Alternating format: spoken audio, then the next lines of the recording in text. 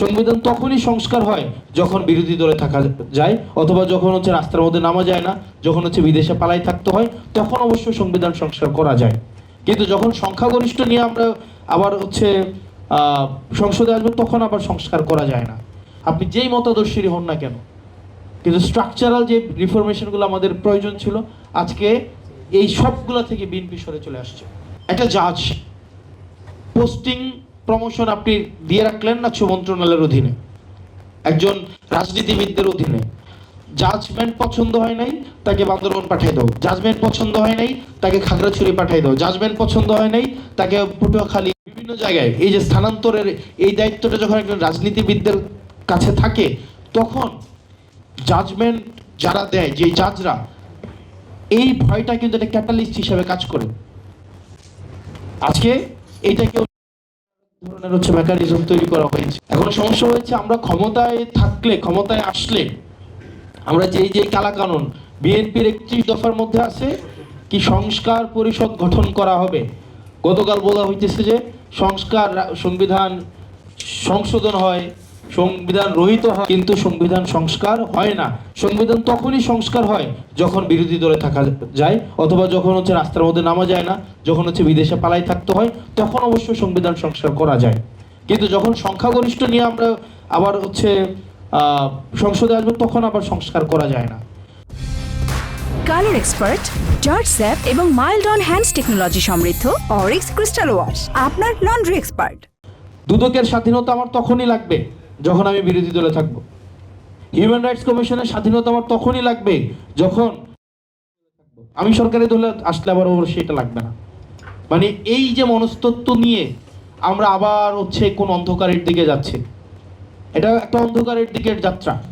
এবং আমার হচ্ছে আমি যেটা আমার ইনফার করি যেটা, সেটা হচ্ছে যে এই সিদ্ধান্তটা এটা ইজ কামিং ফ্রম সামহার এলস, যেটা আমরা আসলে এটা নৈপথ্য থেকে, এটা আমাদেরকে আসলে এখন আমাদেরকে ভাবতে হবে, এটার ভিতরে আমাদেরকে যেতে হবে যে এটা আসলে সিদ্ধান্তটা কোন জায়গায়।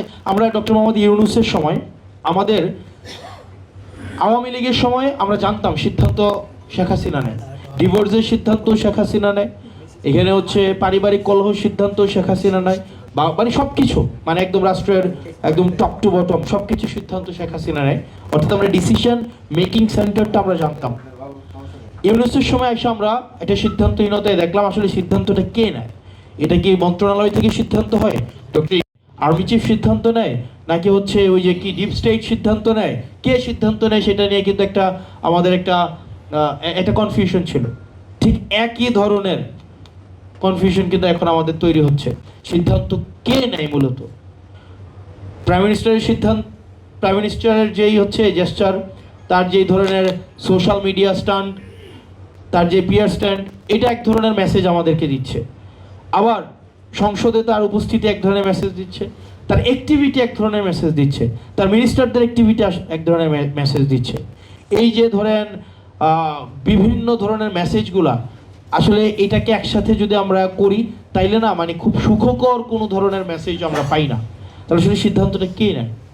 তো দিন শেষে রাষ্ট্রের যে বেসিক বিষয়গুলো, আপনি বিএনপি হইতে পারেন, আপনি জামাত হইতে পারেন, আম হইতে পারেন, আপনি ডান হইতে পারেন, বাম হইতে পারেন, আপনি যা ইচ্ছা তা হইতে পারেন, কিন্তু রাষ্ট্রের যেই স্ট্রাকচারাল রিফরমেশনগুলো, যেগুলো আমাদের সবার প্রয়োজন, স্ট্রাকচারাল, আপনি যেই মতাদর্শীরই হন না কেন, কিন্তু স্ট্রাকচারাল যে রিফরমেশনগুলো আমাদের প্রয়োজন ছিল, আজকে এই সবগুলো থেকে বিএনপি সরে চলে আসছে।